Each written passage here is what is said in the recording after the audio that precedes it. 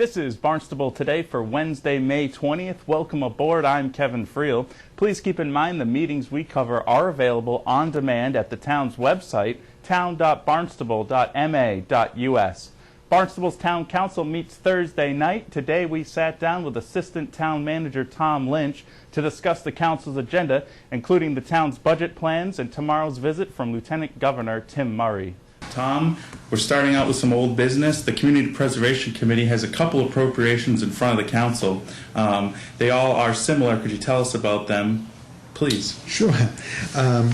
These are conservation restrictions, and they can be controversial in that you're taking, in some instances, property that is currently paying property taxes and taking that off the roll. So I'm sure there'll be questions about the financial impact of all of that.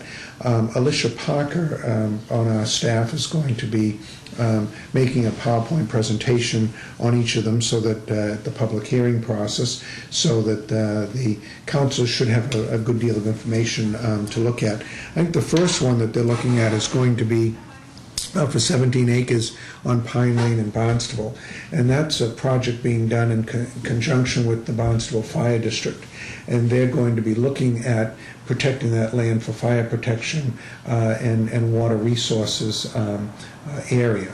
And the fire district, I believe, has already made an appropriation toward that, and this is a $200,000 appropriation from the Community Preservation Committee to further restrict the property. There's another one that is for a 3.5 acre parcel on Old Post Road in Cotuit, and I think what makes that appealing to folks is that it's a different entranceway into the Eagle Pond Conservation Restriction Area, and that's being done in conjunction, I believe, with the Barnstable Land Trust. Eagle Pond is just a wonderful town facility, one of the probably the heavier used recreational areas in the town. There's a wonderful walking trail. A lot of us go there with our pets and can walk them around and swim in the lake, and it's good ice skating in the winter. It's really a year-round facility that people take advantage of.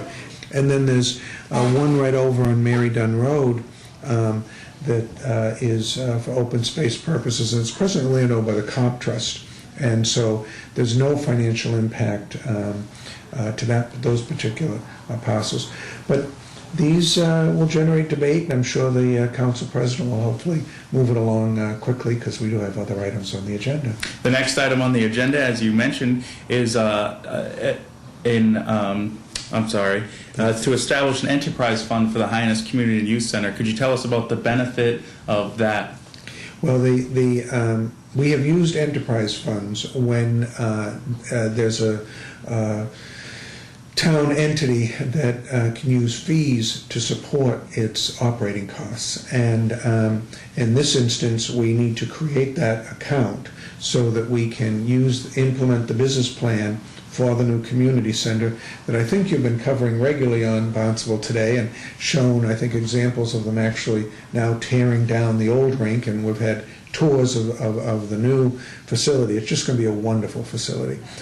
We are looking to set up this account so that the funding can then come in to reimburse staff and to have the project work.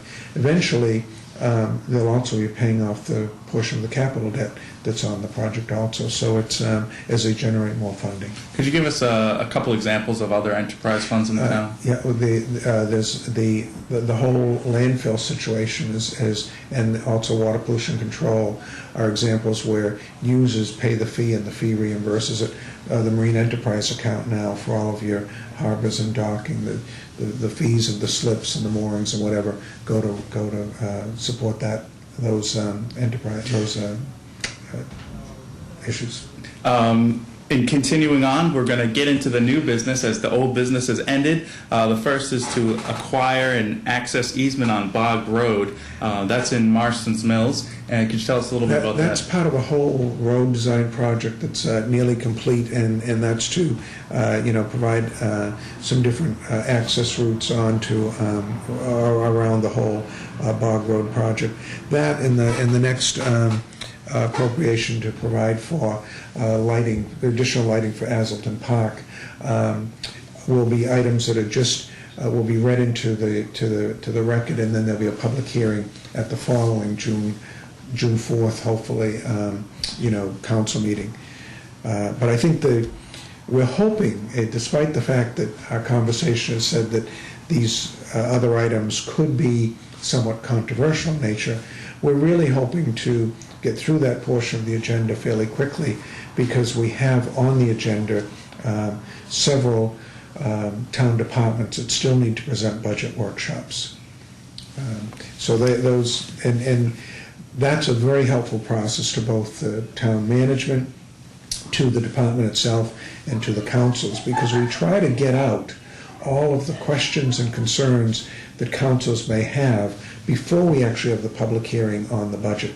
So, for instance, the Department of Public Works will start off, and I'm sure he'll be talking about ways that they've tried to save energy, reduce costs on their with fuel consumption costs, all of the cuts that have hit that particular department, and the town councils can ask questions and ask how the operation is still running, what services we're still able to maintain for folks, because they're one of the the four biggest departments in addition to schools and the police that we have out there. So and the police are also on the agenda. Growth management is on the agenda.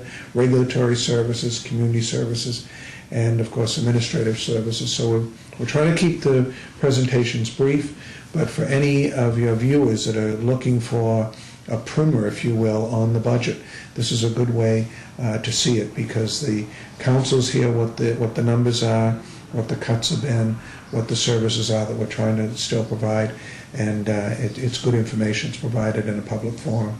Great. Tom, let's just move away from the town council agenda, as we've touched on all those items. I'd like you to mention a little bit about, we have an exciting thing coming up tomorrow. Lieutenant Governor Tim Murray will be in town.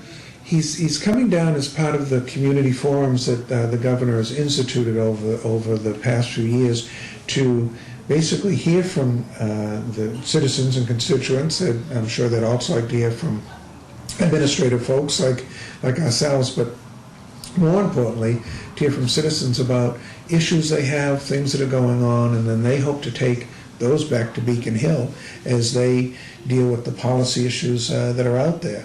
For instance, the Senate budget just is in the process of debate, and the Senate approved an increase in the sales tax, a new tax on alcohol. They've got they're calling a municipal aid package where cities and towns could adopt a 2% local tax on meals and hotels. The governor doesn't seem to be supporting those taxes without some reform, so I'm sure there'll be conversation about that.